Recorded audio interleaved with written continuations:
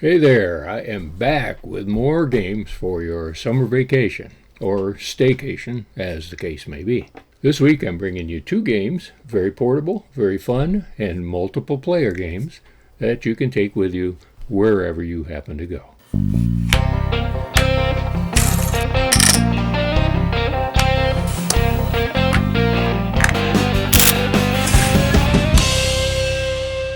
And now for the second game in this week's presentation. This is called Spectra.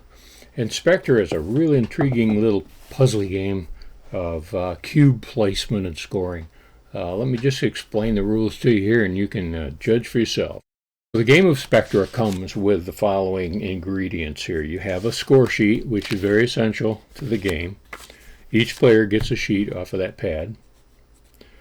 There's a set of golf pencils for keeping score. You've got the Spectra board here, which is a little roll-up board that goes into the box there, and 4 sets of cubes, colored cubes, 15 per player. Now the objective is obviously to win by getting points, and you get points by having the majority of cubes on any given color on the board at the end of a round. A round is each player gets a turn to place cubes. On your turn, you do the following. First, you place 5 cubes anywhere on the board that you'd like. That can be 1 cube on one color, and 3 on another color, and 1 somewhere else.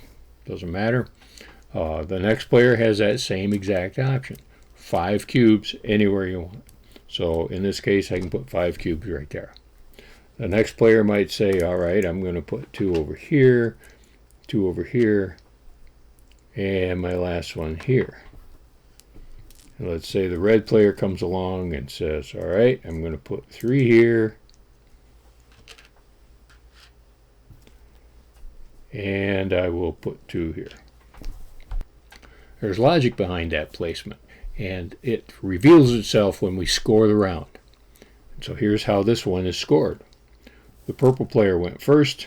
The purple player does not have a majority of cubes on any of the spaces. It's all by himself here, so there's no majority, right? So those cubes stay there. Does not have a majority here, does not have a majority here. Purple player gets no points on his score pad at all that turn. The orange player has 5 cubes over here. That's not a majority either. There's nobody else there, so it's not a majority. So those just stay there. No score for orange. Yellow comes along over here. Yellow does have a majority on this orange space here, the B space. So that means he scores 1 point for that space. Now on the score pad,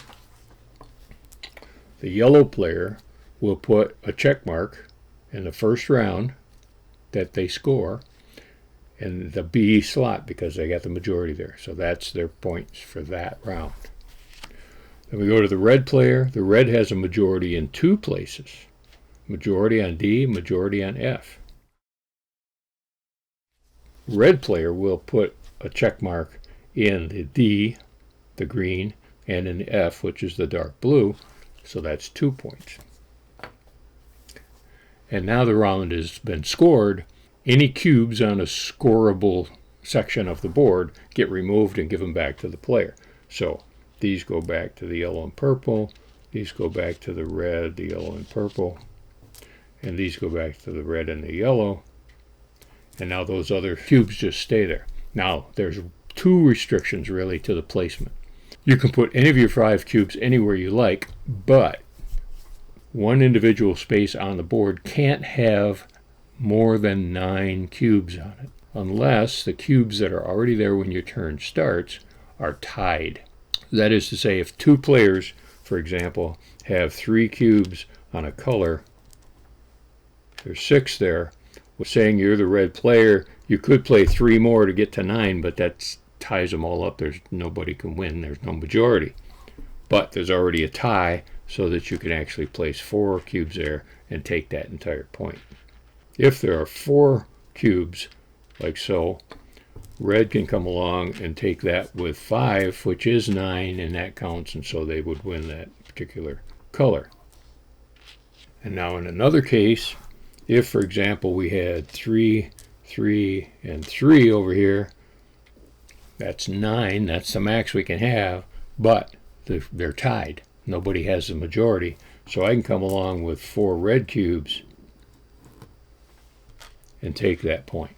I've become the majority, and that breaks the tie. There could also be this situation where we've got 2 of each. Everybody's tied all over the place. There's 8 there. Any player could come along and add 1 more to that and win that point. If, in the very rarest of possibilities, you end up with no cubes left to play, you just have to pass your turn. But that, I've actually never seen it. Now let's go back to the score pad again here, and I'll show you this enlarged version of it. And when a player scores a round, they place the score in the next empty row on the sheet. So if I haven't scored anything the first round, the first row is still empty, so that's where I put my score. If I score on every single round down here and then suddenly skip one, then I don't skip the row. That remains my lowest scoring empty row, and that's where I put my next score. So player scores can be all over the map on this thing. When a player finally gets to that bottom row and they put their score in there, everybody puts their score in the final row because that's the end of the game. They may have gaps up above, but that's the end of the game. That's the final score. One more thing that empty row indicates is whoever has the lowest numbered empty row is the player that goes first on the next round. If there's a tie for that, then the player who went first on the previous round goes first again. All right. So that you can end up being the first player several times in a row until you get a chance to score a little higher and get up in the rankings a bit. It's an advantage and a disadvantage. It's an advantage that you are the first player out there to claim some of the previously played spaces on the board, but it's a disadvantage because when you place a cube on the square, it's real easy for the next series of players to take it, or the next player. So when that final row is filled, then all the players will add up how many check marks they've gotten on their score pad, and that's the final score. You can be very surprised sometimes that the player who ends the game is nowhere near the highest score. It's just simply that they scored every round. So they did all 10 rounds. But some player who scored a lot during some of the earlier rounds can end up having a higher score and kind of surprise people that, yeah, I was going first, but I also had the highest score. And that's Spectra. That's basically the entire game right there. Place your 5 pegs wherever you want and suffer the consequences and hopefully get a point. So 2 more summer games for you to consider here. A card game based on the medicine wheel, and we have Spectra, which is based on cubes and claiming spaces and some NIM-like logic. So take these with you on your vacation. Very easy to pack, obviously. They fit really great in our NewVenture game pouch, so check that out on the site and try out these games. Definitely give me your comments below. I'm always interested to know what you think of the games. And, of course, the links to buy them are right here in the show notes as well. So thanks for tuning in again. Whether you play these games or some other game while you're on vacation, away from home, or on that staycation sitting there in your own dining room, be sure to play every day.